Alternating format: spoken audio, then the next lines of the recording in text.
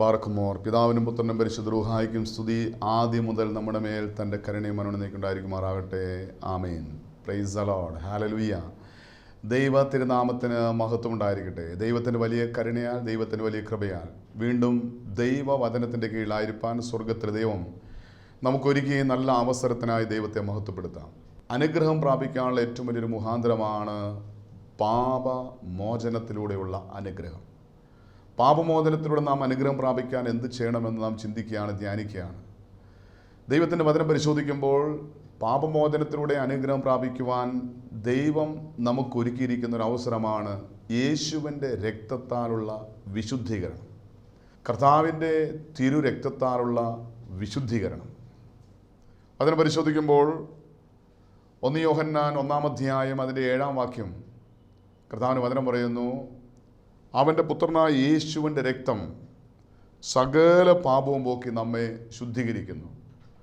ഒരു മനുഷ്യന് പാപമോചനത്തിലൂടെ അനുഗ്രഹം പ്രാപിക്കാൻ ദൈവം ഒരുക്കിയിരിക്കുന്ന ഒരു അവസരമാണ് യേശുവിൻ്റെ രക്തത്താലുള്ള വിശുദ്ധീകരണം. അതിനെക്കുറിച്ച് പരിശുദ്ധനായ പൗലോസ്ലീഹ റോമലേഖനം 3-ാം അധ്യായം 25-ാം വാക്യത്തിൽ വ്യക്തമായിട്ട് വെളിപ്പെടുന്നുണ്ട്.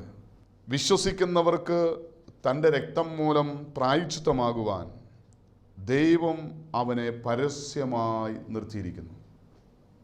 ഇവിടെ വചനം പറയുന്നു, പിതാവായ ദൈവം തൻ്റെ പുത്രനായ യേശുവിൻ്റെ രക്തം ഇന്നും പരസ്യമായി നിർത്തിയിരിക്കുന്നു.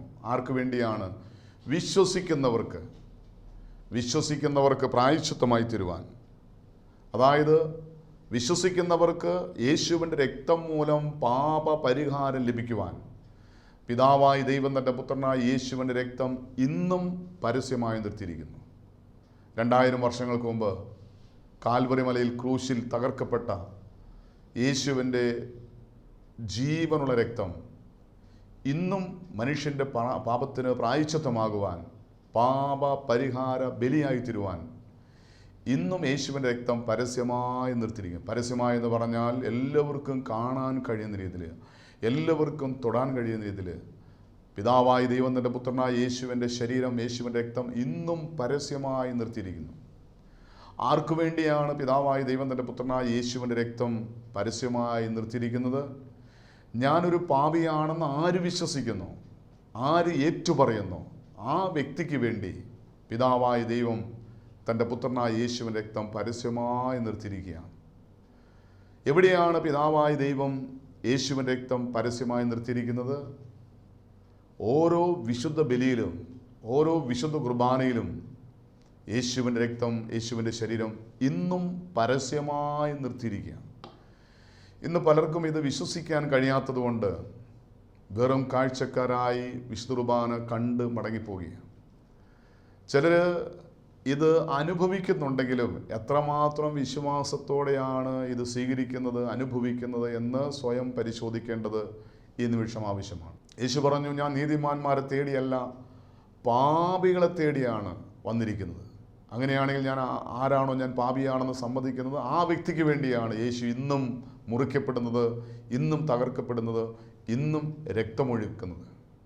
പ്രധാന വചനം പരിശോധിക്കുമ്പോൾ യിരെമ്യാപ്രവാചകന്റെ പുസ്തകം 4-ാം അധ്യായം 14-ാം വാക്യത്തിൽ കർത്താവിന്റെ വചനം പറയുന്നു, യെരൂശലേമേ, നീ രക്ഷിക്കപ്പെടേണ്ടതിന് നിന്റെ ഹൃദയത്തിലെ ദുഷ്ടത കഴുകിക്കളയുക. നിന്റെ ദുഷ്ടവിചാരങ്ങൾ എത്രത്തോളം നിന്റെ ഉള്ളിലിരിക്കും.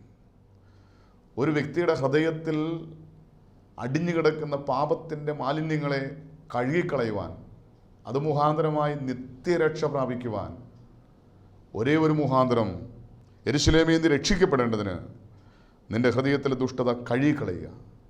ഒരു മനുഷ്യൻ ഏറ്റവും കൂടുതൽ ആഗ്രഹിക്കേണ്ട ഒരു വിഷയമാണ് ഞാൻ രക്ഷിക്കപ്പെടേണ്ടതിന്, കർത്താവായ യേശുക്രിസ്തു മുഖാന്തരമുള്ള നിത്യരക്ഷ പ്രാപിക്കേണ്ടതിന് എൻ്റെ ഹൃദയത്തിലെ ദുഷ്ടത ഞാൻ കഴുകിക്കളയണം. ഇന്ന് എൻ്റെ പാപങ്ങൾ, എൻ്റെ ഹൃദയത്തിലെ ദുഷ്ടതകൾ കഴുകിക്കളയാൻ ഞാൻ എന്ത് ചെയ്യണം? ഒരേ ഒരു മാർഗമേ ഉള്ളൂ, യേശുവിൻ്റെ പരിശുദ്ധമായ രക്തത്താൽ കഴുകൽ പ്രാപിക്കണം. വചനം പരിശോധിക്കുമ്പോൾ എസെക്കിയേൽ പ്രവാചകന്റെ പുസ്തകം 18-ാം അധ്യായം 27-ാം വാക്യത്തിൽ കർത്താവിന്റെ വചനം പറയുന്നു, ദുഷ്ടൻ താൻ ചെയ്ത ദുഷ്ടത വിട്ടുതിരിഞ്ഞ് നീതിയും ന്യായവും പ്രവർത്തിക്കുമെങ്കിൽ അവൻ തന്നെത്താൻ ജീവനോടെ രക്ഷിക്കും. ഒരു മനുഷ്യൻ നിത്യരക്ഷ പ്രാപിക്കുവാൻ, നിത്യജീവൻ പ്രാപിക്കുവാൻ ആ വ്യക്തി ചെയ്യേണ്ട ഒരു പ്രവൃത്തിയാണ് തൻ്റെ ദുഷ്ടത വിട്ടുതിരിഞ്ഞ് നീതിയും ന്യായവും പ്രവർത്തിക്കുന്നുവെങ്കിൽ അവൻ തന്നെത്താൻ ജീവൻ രക്ഷിക്കും. അതായത് ഞാൻ എൻ്റെ ജീവനെ രക്ഷിക്കുവാൻ എൻ്റെ ഹൃദയത്തിലെ ദുഷ്ടത ഞാൻ കഴുകിക്കളയണം. ഞാൻ എന്നെ തന്നെ കഴുകുന്ന ഒരനുഭവത്തിലേക്ക് ഞാൻ വളരണം, ഉയരണം. നമുക്കറിയാം, ഒരു കൊച്ചു കുഞ്ഞായിരിക്കുമ്പോൾ ആ കുഞ്ഞിനെ അതിൻ്റെ അമ്മ അല്ലെങ്കിൽ അതിൻ്റെ പിതാവ് അതിന് ഒരു അഴുക്ക് പറ്റിയാൽ കഴുകി വിശുദ്ധീകരിക്കുന്നു. എന്നാൽ പക്വതയായി കഴിയുമ്പോൾ, പ്രായമായി കഴിയുമ്പോൾ ആ കുഞ്ഞ് തൻ്റെ ശരീരത്തിലുള്ള അഴുക്ക് സ്വന്തമായി സ്വയം കണ്ടെത്തി അത് കഴുകിക്കളയുന്നു. ഇതുപോലെ ആത്മാവിൽ അഴുക്ക് പറ്റിയ, പാപത്തിൻ്റെ കറ പറ്റിയ എൻ്റെ വ്യക്തിപരമായ ജീവിതം, എൻ്റെ പാപത്തിൻ്റെ മലിനതകൾ ഞാൻ കണ്ടെത്തി ഞാൻ കഴുകി ശുദ്ധീകരിക്കുമ്പോൾ ഞാൻ എന്നെ തന്നെ രക്ഷിക്കുകയാണ് ചെയ്യുന്നത്. അതായത് ഞാൻ രക്ഷിക്കപ്പെടേണ്ടതിന് എൻ്റെ ഹൃദയത്തിലെ ദുഷ്ടത ഞാൻ കഴുകിക്കളയണം. ഒരു മനുഷ്യൻ പാപത്തിൽ ജീവിച്ച് പാപത്തിൽ മരിച്ചാൽ അവൻ നിത്യമായ നരകത്തിൽ വെന്തെരിയുമെന്ന് ദൈവത്തിൻ്റെ വചനം വ്യക്തമായി വെളിപ്പെടുന്നു. കാരണം പാപത്തിൻ്റെ ശമ്പളം മരണമാണ്. കർത്താവിൻ്റെ വചനം പരിശോധിക്കുമ്പോൾ റോമാലേഖനം 6-ാം അധ്യായം അതിൻ്റെ 23-ാം വാക്യത്തിൽ കർത്താവിൻ്റെ വചനം പറയുന്നു, പാപത്തിൻ്റെ ശമ്പളം മരണമത്രേ, ദൈവത്തിൻ്റെ കൃപാവരമോ നമ്മുടെ കർത്താവായ യേശുക്രിസ്തുവിൽ നിത്യജീവൻ തന്നെ. അപ്പോൾ പാപം ചെയ്യുന്ന ഒരു വ്യക്തി പാപത്തിൻ്റെ ശമ്പളമായി നിത്യമരണം, അതായത് പാപത്തിൻ്റെ ശമ്പളമാണ് രണ്ടാമത്തെ മരണമായ തീപ്പൊയ്ക, അഗ്നിത്തടാകം, കത്തുന്ന തീ, നരകം. ഇത് പാപത്തിൻ്റെ ശമ്പളമാണ്. അങ്ങനെയാണെങ്കിൽ ഒരു മനുഷ്യൻ പാപത്തിൽ ജീവിച്ച് പാപത്തിൽ മരിച്ചാൽ നിത്യ നരകാഗ്നിൽ വെന്തെരിയുമെങ്കിൽ ആ നിത്യനരകത്തിന് നിത്യരക്ഷ നൽകാൻ വേണ്ടിയാണ് യേശുക്രിസ്തു ക്രൂശിൽ യാഗമായത്. യേശുവിൻ്റെ യാഗത്താൽ, യേശുവിൻ്റെ കാൽവറിയിലെ ബലിയാൽ, അവൻ്റെ കൃപാവരത്താൽ യേശുക്രിസ്തു മുഖാന്തരം നമുക്ക് നിത്യജീവൻ ഉണ്ട് എന്ന് കർത്താവിൻ്റെ വചനം വെളിപ്പെടുത്തുകയാണ്. അങ്ങനെയാണെങ്കിൽ നമുക്ക് നാം ചെയ്ത പാപം മൂലം നിത്യനരകത്തിൽ നിന്ന് നിത്യരക്ഷ നൽകുവാൻ യേശു നമുക്ക് വേണ്ടി ബലിയായി എങ്കിൽ ഇന്നും യേശുക്രിസ്തു പാപിയാണെന്ന് സമ്മതിക്കുന്ന, വിശ്വസിക്കുന്ന, ഏറ്റുപറയുന്ന ഒരു വ്യക്തിക്ക് വേണ്ടി പാപപരിഹാര ബലിയായി നിൽക്കുകയാണ്. വിശ്വസിക്കുന്നവർക്ക് തൻ്റെ രക്തം മൂലം പ്രായശ്ചിത്തമാകുവാൻ, പാപപരിഹാരമായി തീരുവാൻ പിതാവായ ദൈവം തൻ്റെ പുത്രനായ യേശുവിൻ്റെ ശരീരം, യേശുവിൻ്റെ രക്തം ഇന്നും പരസ്യമായി നിർത്തിയിരിക്കുന്നു. ഇവിടെ നാം സമ്മതിക്കേണ്ടത്, കർത്താവേ ഞാനൊരു പാപിയാണ്. ആരാണോ ഞാൻ പാപിയാണെന്ന് സമ്മതിക്കുന്നത് ആ വ്യക്തിക്ക് വേണ്ടിയാണ് യേശു മറുവിലയായിത്തീരുന്നത്. കർത്താവിൻ്റെ വചനം പരിശോധിക്കുമ്പോൾ വെളിപ്പാടിൻ്റെ പുസ്തകം 5-ാം അധ്യായം 9-ാം വാക്യത്തിൽ കർത്താവിൻ്റെ വചനം പറയുന്നു, പുസ്തകം വാങ്ങുവാനും അതിൻ്റെ മുദ്ര പൊട്ടിപ്പാനും നീ യോഗ്യൻ. യേശുവിനെക്കുറിച്ച് കർത്താവിൻ്റെ വചനം പറയുകയാണ്, നീ അറുക്കപ്പെട്ടു, നിന്റെ രക്തം കൊണ്ട് സർവ്വഗോത്രത്തിലും സകല ഭാഷയിലും സകല വംശത്തിലും ജാതി എന്നുള്ളവരെ ദൈവത്തിനായി വിലയ്ക്ക് വാങ്ങി. പാപം ചെയ്ത് പിശാചിൻ്റെ അടിമ നുഖത്തിൽ നിത്യനരകത്തിന് അടിമയായി നിൽക്കുന്ന ഒരു വ്യക്തിയെ യേശുവിൻ്റെ രക്തം വിലയായി കൊടുത്ത് പിതാവായ ദൈവം വിലയ്ക്ക് വാങ്ങി. അങ്ങനെയാണെങ്കിൽ ഞാൻ പാപിയാണെന്ന് സമ്മതിച്ച് പാപങ്ങൾ ഏറ്റുപറഞ്ഞ് പാപക്ഷമ സ്വീകരിക്കുമ്പോൾ, യേശുവിൻ്റെ രക്തത്താലുള്ള വിശുദ്ധീകരണം പ്രാപിക്കുമ്പോൾ, പാപത്തിൻ്റെ നിത്യനരകത്തിൻ്റെ നിത്യമരണത്തിൻ്റെ അടിമ നുഖത്തിൽ നിന്ന് യേശുവിൻ്റെ രക്തം വിലയായി കൊടുത്ത് ദൈവം എന്നെ വീണ്ടെടുക്കുകയാണ്. ഇത് നമുക്ക് പഴയ നിയമം മുതൽ കാണാൻ സാധിക്കും. പഴയ നിയമത്തിൽ ലേവ്യ പുസ്തകം 4-ാം അധ്യായം അതിൻ്റെ 27 മുതലുള്ള വാക്യങ്ങൾ പരിശോധിക്കുമ്പോൾ, ദേശത്തിൽ ഏതെങ്കിലും ഒരു മനുഷ്യൻ യഹോവയായ ദൈവം കൽപ്പിച്ചിരിക്കുന്ന ഏതെങ്കിലും ഒരു കാര്യം അബദ്ധവശാൽ പിഴച്ച് കുറ്റക്കാരനായി തീർന്നാൽ, പാപം അവന് ബോധ്യമായാൽ അവൻ ചെയ്ത പാപനിമിത്തം ഊനമില്ലാത്ത ഒരു പെൺകോലാടിനെ യാഗപീഠത്തിന് മുന്നിൽ കൊണ്ടുവരണം. അവിടെ വചനം ഇങ്ങനെയാണ് പറയുന്നത്, ഈ യാഗമൃഗത്തെ അവൻ അറുക്കണം. ലേവ്യപുസ്തകം 4-ാം അധ്യായം 27-ാം വാക്യം, ദേശത്തെ ജനത്തിൽ ഒരുത്തൻ ചേർന്ന് യഹോവ കൽപ്പിച്ചുള്ള വല്ല കാര്യത്തിലും അബദ്ധവശാൽ പിഴച്ച് കുറ്റക്കാരനായി തീർന്നാൽ, പാപം അവന് ബോധ്യമായി എങ്കിൽ അവൻ ചെയ്ത പാപം നിമിത്തം ഊനമില്ലാത്തൊരു പെൺകോലാടിനെ യാഗപീഠത്തിൽ വഴിപാടായി കൊണ്ടുവരണം. പാപയാഗ മൃഗത്തിൻ്റെ തലയിൽ അവൻ കൈവച്ചിട്ട് ഹോമയാഗത്തിൻ്റെ സ്ഥലത്ത് വെച്ച് പാപയാഗമൃഗത്തെ അറുക്കണം. പുരോഹിതൻ അതിൻ്റെ രക്തം വിരൽ കൊണ്ട് കുറെ എടുത്ത് ഹോമയാഗപീഠത്തിൻ്റെ കൊമ്പിൽ പുരട്ടണം. ശേഷം രക്തമൊക്കെയും യാഗപീഠത്തിൻ്റെ ചുവട്ടിൽ ഒഴിച്ചു കളയണം. അതിൻ്റെ മേധസ്സൊക്കെയും സമാധാന യാഗത്തിനുള്ള മേധസ് എടുക്കുന്ന പോലെ എടുത്ത് പുരോഹിതൻ യാഗപീഠത്തിന്മേൽ യഹോവയ്ക്ക് സൗരഭ്യവാസനയായി ദഹിപ്പിക്കണം. ഇങ്ങനെ പുരോഹിതൻ അവന് വേണ്ടി പ്രായശ്ചിത്തം കഴിക്കണം, എങ്കിൽ അത് അവനോട് ക്ഷമിക്കും. അപ്പോൾ പഴയ നിയമത്തിൽ ഒരു മനുഷ്യൻ പാപം ചെയ്താൽ പാപക്ഷമ ലഭിക്കാൻ ദൈവം കൽപ്പിച്ചിരിക്കുന്ന ഒരു കൽപ്പനയാണ്. ആരെങ്കിലും അബദ്ധവശാൽ, അറിഞ്ഞുകൊണ്ടല്ല അറിയാതെയാണെങ്കിൽ പോലും ഒരു പാപം ചെയ്ത് അവൻ കുറ്റക്കാരനായി തീർന്നാൽ, പാപം അവന് ബോധ്യമായാൽ, അവൻ ചെയ്ത പാപനിമിത്തം ഊനമില്ലാത്ത, ഒരു കുറവുമില്ലാത്ത, ഒരു കുറ്റവുമില്ലാത്ത ഒരു പെൺകോലാടിനെ യാഗപീഠത്തിൻ്റെ മുന്നിൽ കൊണ്ടുവന്ന് അതിനെ അറുക്കണം. ഈ അറുക്കപ്പെട്ട യാഗമൃഗത്തിൻ്റെ രക്തം വിരൽ കൊണ്ടെടുത്ത് ആ യാഗപീഠത്തിൻ്റെ കൊമ്പിൽ പുരട്ടുമ്പോൾ അവർക്ക് പാപമോചനം ലഭിക്കും. അപ്പോൾ നൂറ്റാണ്ടുകൾക്ക് മുമ്പ് ദൈവമായ കർത്താവ് ഒരു മനുഷ്യൻ്റെ പാപത്തിന് പരിഹാരമായി രക്തം ചിന്തണമെന്ന് ദൈവമായ കർത്താവ് കൽപ്പിക്കുന്നു. രക്തം ചൊരിഞ്ഞിട്ടല്ലാതെ പാപത്തിൻ്റെ മേൽ മോചനമില്ല. എന്തുകൊണ്ടാണ് രക്തം ചിന്തണമെന്ന് കൽപ്പിക്കാൻ കാരണം? ഒരു മനുഷ്യൻ്റെ ജീവൻ നിലനിൽക്കുന്ന രക്തത്തിലാണ്.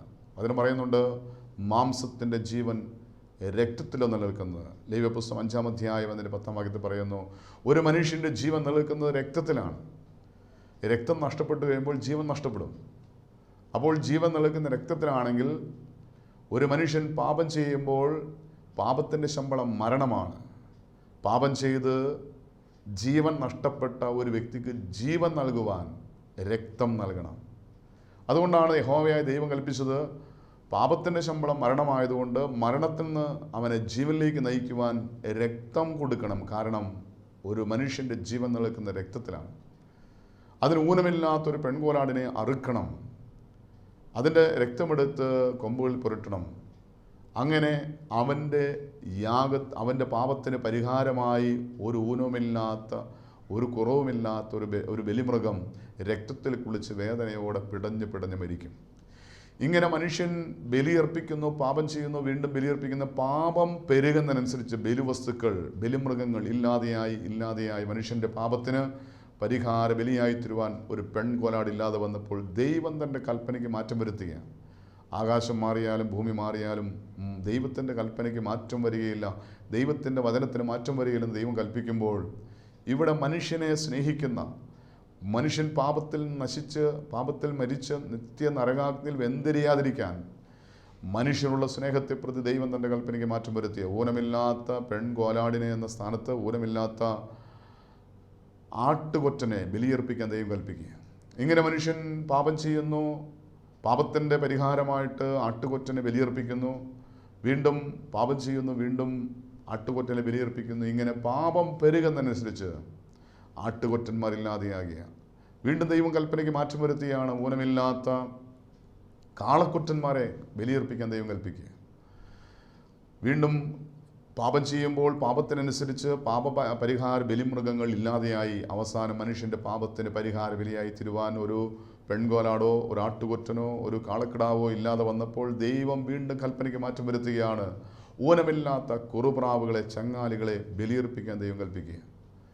അവസാനം മനുഷ്യൻ്റെ പാപത്തിന് പരിഹാര ബലിയായി തിരുവാൻ ഒരു ബലിമൃഗമില്ലാത്ത വണ്ണം മനുഷ്യൻ്റെ പാപം പെരുകുന്നതനുസരിച്ച് ബലിമൃഗങ്ങളില്ലാതെയായി, ബലിമൃഗങ്ങളെല്ലാം നഷ്ടപ്പെട്ട് അവസാനം മനുഷ്യൻ്റെ പാപത്തിന് പരിഹാര ബലിയായി തരുവാൻ,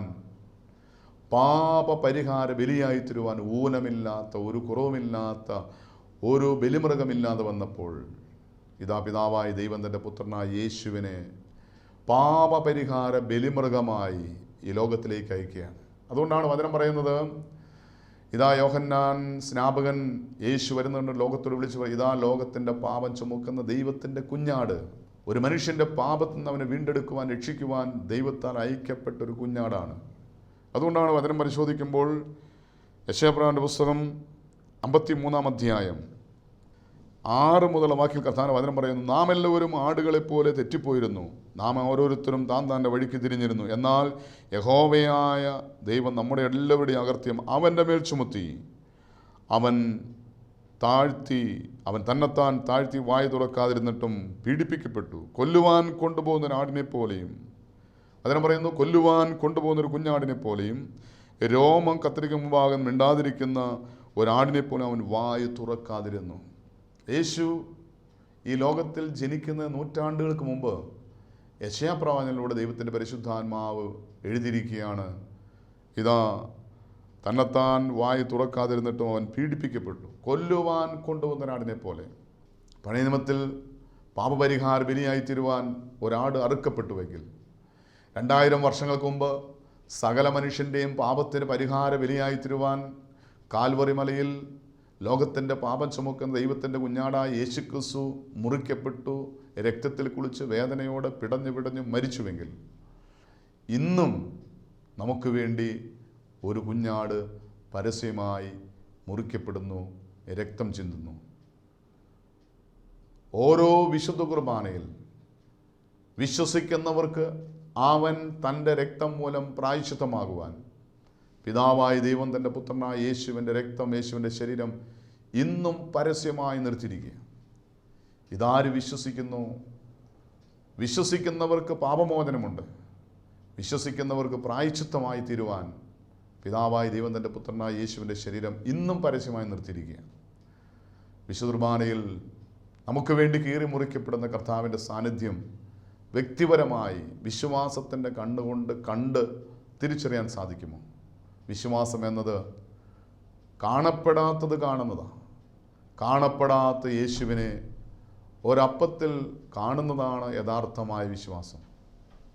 കാണപ്പെടാത്ത യേശുവിനെ ഒരു കാസായിൽ, ഒരു മുന്തിരിച്ചാറിൽ കാണുന്നതാണ് വിശ്വാസം എന്ന് പറയുന്നത്.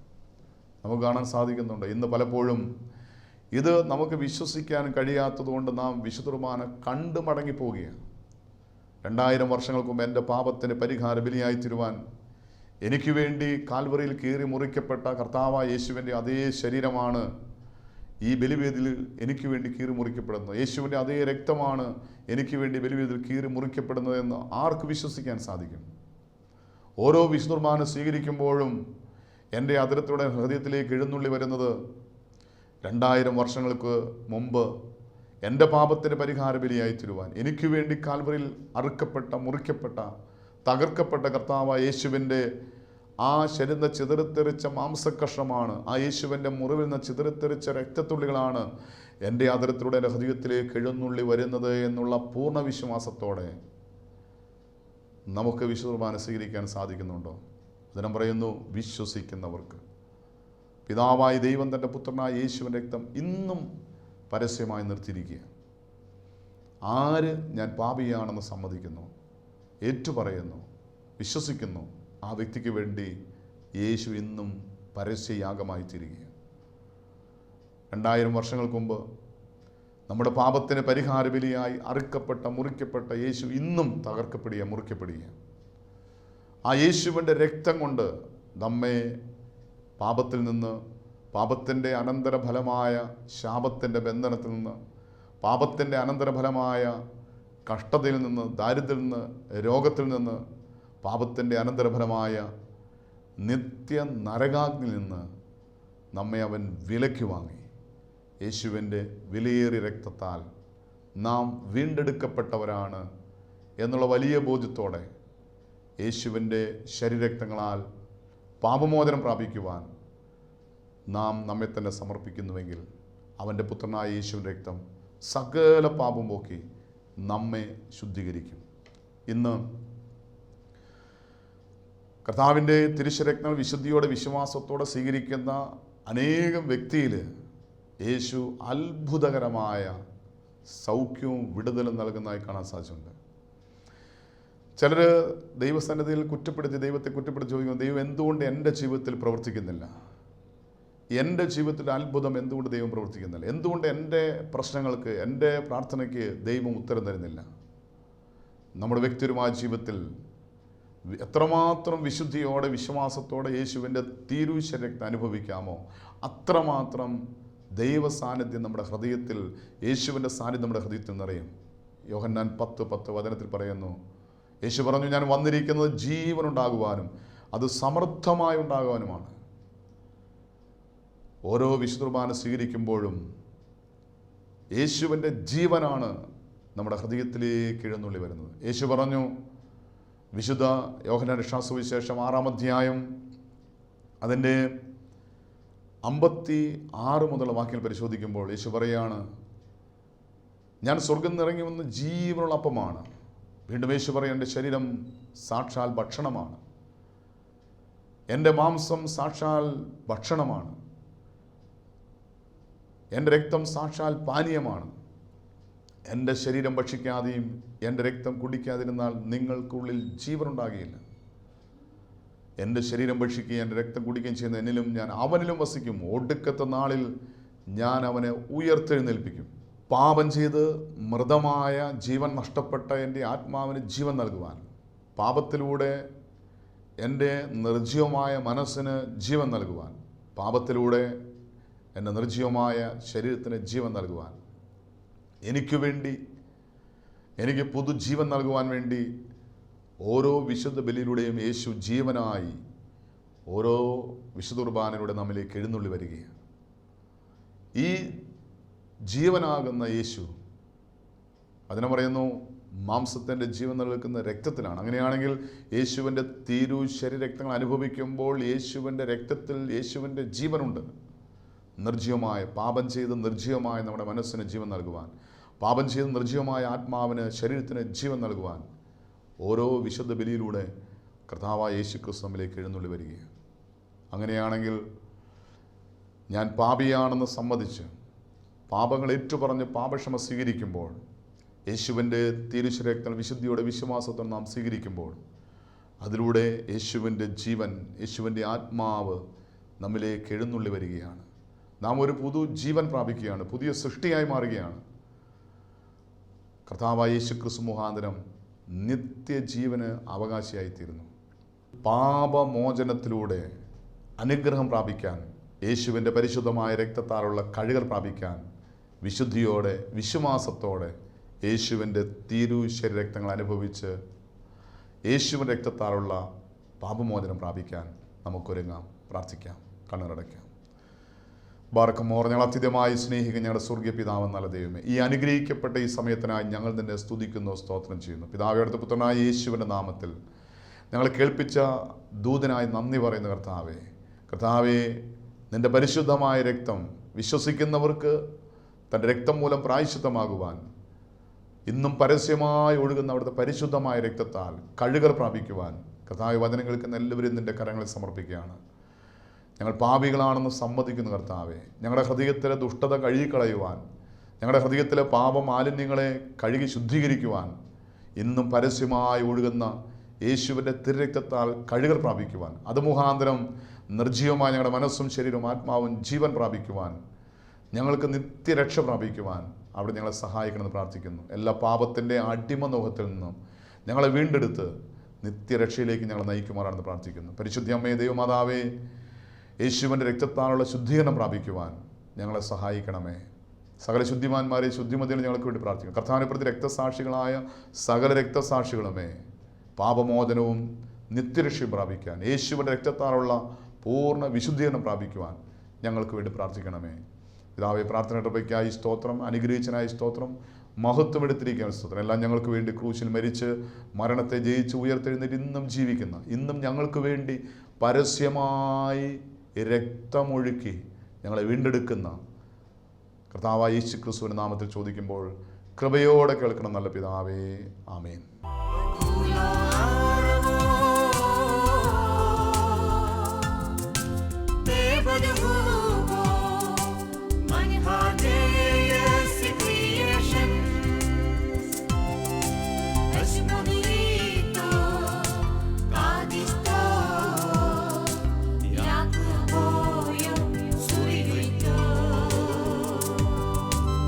Somebody